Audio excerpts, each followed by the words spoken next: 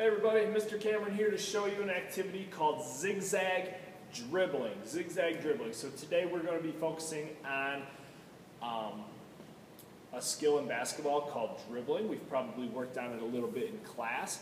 All you're going to need for this activity is any kind of basketball or other ball that will bounce. All right, as long as it will bounce up and down and it's dribbling, that's going to be okay, even if it's not a basketball. All right. The other thing you're going to need are a few other pieces of equipment that can be used as landmarks. I'm using these really small cones. As you can see, I have about 6 out here on the floor. If you don't have 6, but you only have 5 or 4, that's okay. If you have more than 6, maybe you have 7 or 8, that's okay too.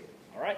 Now, you can kind of arrange your cones any way that you want to, in your driveway, in your basement, on the sidewalk, somewhere where you have some space. I like to put mine with my first cone on this side, then my second cone over there, third cone over here, fourth cone over there, so I'm kind of making a zigzag going back and forth, back and forth, back and forth, like that. All right? And what you're going to do is you're going to start at one of these cones, and we're going to work on some different dribbling skills going around the outside of those cones. All right? So, let's say that this is my starting cone right here. And I'm going to be only dribbling with my right hand at first. My dominant hand is my right hand, so I'm going to start off with just by using my right hand. All right?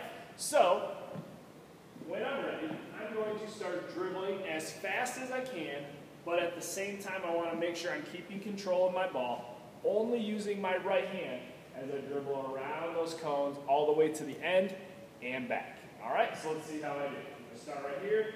I'm going to start dribbling around.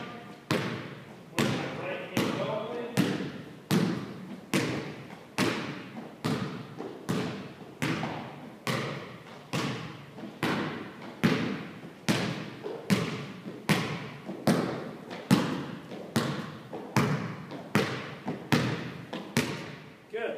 So that's my little course that I just created. If you want to time yourself and try to beat your score every time, that's great.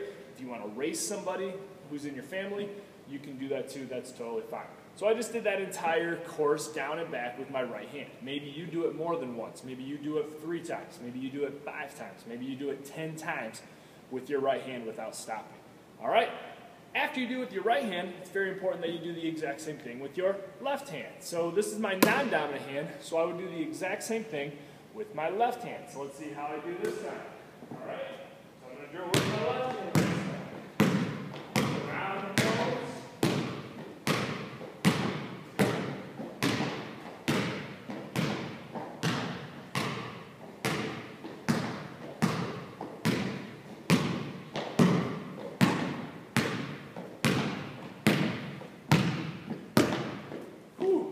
Good job. Now, as you're dribbling, remember it's important that you are looking up as you dribble so you can see what's happening around you. You're not just staring at the ball the entire time. All right? After you do that maybe 3, 5, 10 times with your left hand, you can try what's called a crossover dribble, where you're switching from your right hand to your left hand based on which direction you're going. So, if I'm going this direction, I would start off with my right hand. I would dribble with my right hand. And as soon as I go around this cone, I'm going to cross over and switch to my left hand. Okay? So I'm using both hands separately, remember, because we can't dribble with 2 hands at the same time. All right? So let's see how I do a crossover dribble. I'm going to dribble with my right hand, cross over, left hand, cross over, right hand, cross over, left hand.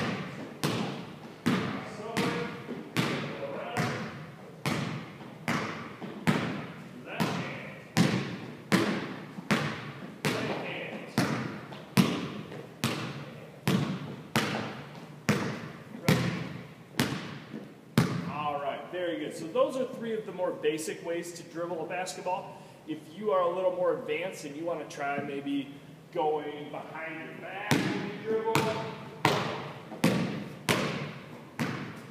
or if you want to try going between your legs when you dribble,